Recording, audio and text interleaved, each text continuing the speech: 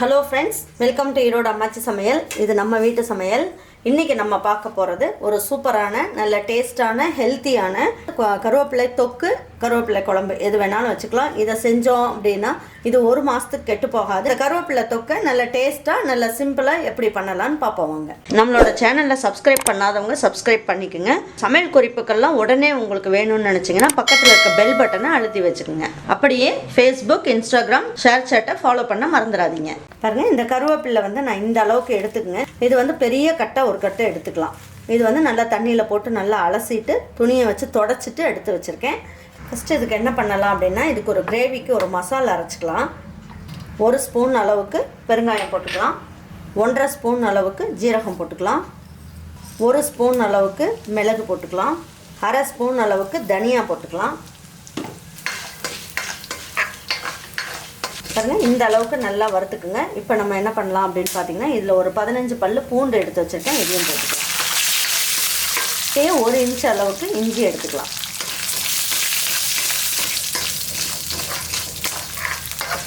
இப்போ நம்ம எடுத்து வச்சுருக்க கருவேப்பிலை இருக்கு இல்லைங்களா, இதையும் இதில் போட்டு நல்லா வறுத்துடலாம்.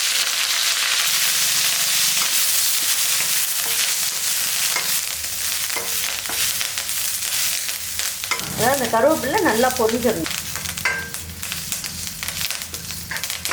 பாருங்கள், இந்த கருவேப்பிலை நல்லாவே இந்த மாதிரி பொரிஞ்சிருச்சு. இதில் நான் என்ன பண்ணியிருக்கேன், டேபிள் ஸ்பூனில் ஒரு 3 ஸ்பூன் அளவுக்கு தேங்காய், அப்படி இல்லைன்னா 1/4 மூடி தேங்காயை நல்லா துருவி வச்சுருக்கேன், இதையும் போட்டுக்கலாம்.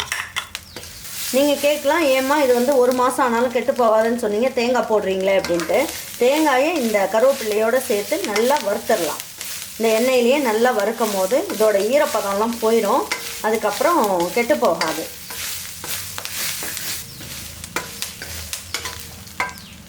இப்போ நம்ம என்ன பண்ணணும், இதெல்லாம் கொஞ்சம் ஆறினோடனே மிக்ஸி ஜாரில் போட்டு நல்லா பல்ஸில் போட்டுட்டு நைஸாக அரைச்சி எடுத்து வச்சுக்கலாம். பாருங்கள், கருவேப்பிலை தொக்கு செய்யறதுக்கு நான் என்ன பண்ணியிருக்கேன், இந்த அளவுக்கு புளி எடுத்திருக்கேன். புளியை வந்து நல்லா தண்ணியில் ஊற வச்சு நல்லா கரைச்சி வடிகட்டி எடுத்து வச்சுக்கலாம். பாருங்கள், இப்போ வந்து இது இந்த குழம்பு வைக்கிறதுக்கு தேவையான அளவுக்கு எண்ணெய் ஊற்றிருக்கேன். நல்லெண்ணெய் ஊற்றிக்குங்க. கடுகு வந்து ஒரு 1/2 ஸ்பூன் அளவுக்கு போட்டுக்கலாம். ஒரு 1/2 ஸ்பூன் அளவுக்கு உளுந்தம்பருப்பு போட்டுக்குவோம்.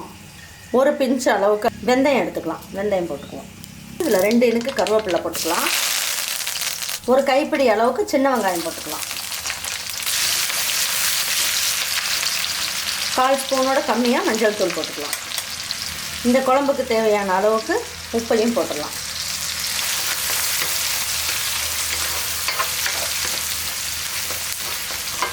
தக்காளி வந்து இதில் 2 தக்காளியை பேஸ்ட் மாதிரி அரைச்சி வச்சுருக்கேன், அதையும் போட்டுக்கலாம்.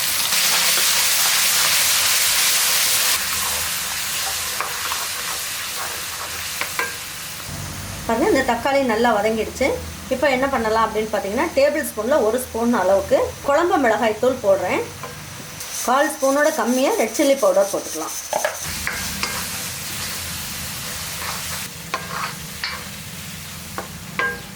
இப்போ நம்ம அரைச்சி வச்சுருக்கோம் இல்லைங்களா விழுது, இந்த கருவேப்பிலை, தேங்காய் இதெல்லாம் போட்டு இந்த அளவுக்கு நைஸாக அரைச்சிடணும். இப்போ இதுலேயே போட்டு ஒரு வதக்கிக்கலாம்.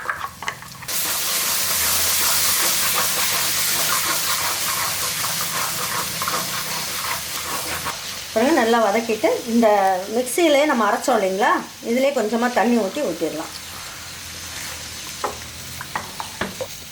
ஏன்னா ஒன்றா சேர்ந்து எல்லாம் கொதிக்கணும், அதுக்காக இந்த அளவுக்கு தண்ணி ஊற்றணும். இந்த அளவுக்கு தண்ணி இருக்கட்டும். இது ஒரு 2 நிமிஷத்துக்கு நல்லா கொதிக்கணும். கொதிச்சதுக்கப்புறம் புளியெல்லாம் என்ன பண்ணணுங்கிறத நான் சொல்கிறேன்.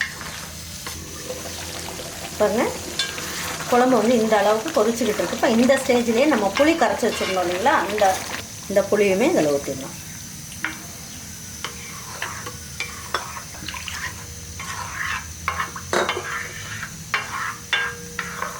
இந்த அளவுக்கு வெல்லம் எடுத்து வச்சுருக்கேன், இதையும் இதிலே போட்டுடலாம்.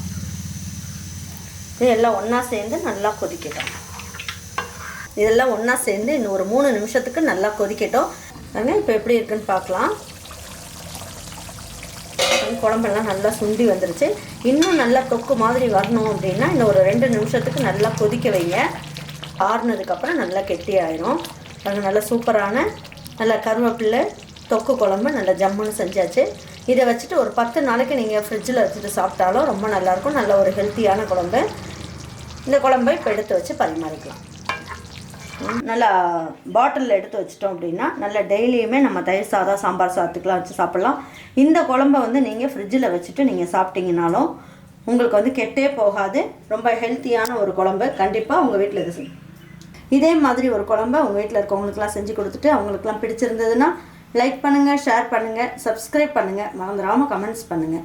தேங்க்யூ ஃபார் வாட்சிங் ஈரோடு அம்மாச்சி சமையல். தேங்க்யூ.